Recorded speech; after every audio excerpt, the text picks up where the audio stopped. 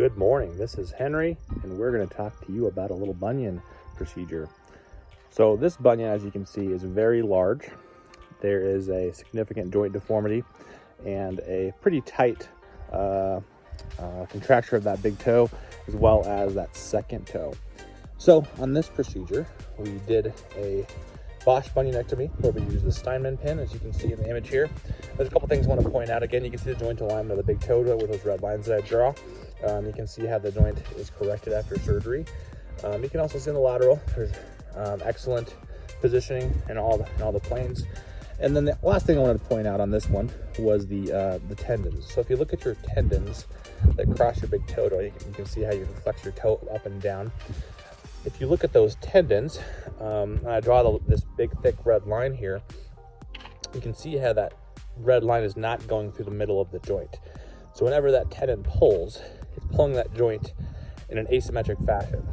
Now, in the corrected image, you can see how if I draw that same red line going up into the ankle joint, the same way your tendons go into your ankle, you can see how that tendon is now going through the joint with those sesamoids corrected. The sesamoids are in a good position, the tendons are in a good position, the joint is much more functional. So with surgery like this, we're able to get you back on your feet very quickly. We're not having long periods of downtime. We're not using any permanent hardware. There's no ugly screws that are in there. There's no joint fusions.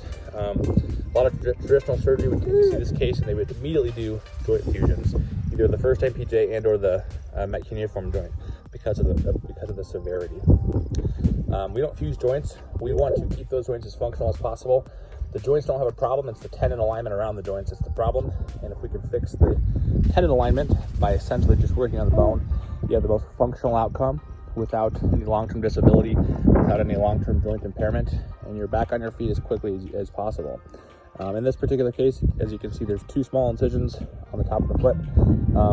You can probably even make that out. This patient at the 8-week mark, you can see how much bone healing he had. There's a significant amount of bone healing. He's a very fast healer, so he did very well. He did have quite a bit of swelling because of how much we shifted him over. As you can see here in this post-op image, that there is a fair amount of swelling still present. This will be temporary.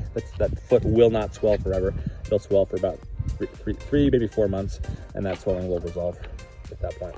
So that's this bunion procedure. We also did his left foot at the same time. We're able to do both feet bilaterally, so you don't have to take off multiple periods of your life. You can just stay active and recover all at once. So anyways, have a great day. Henry signing off.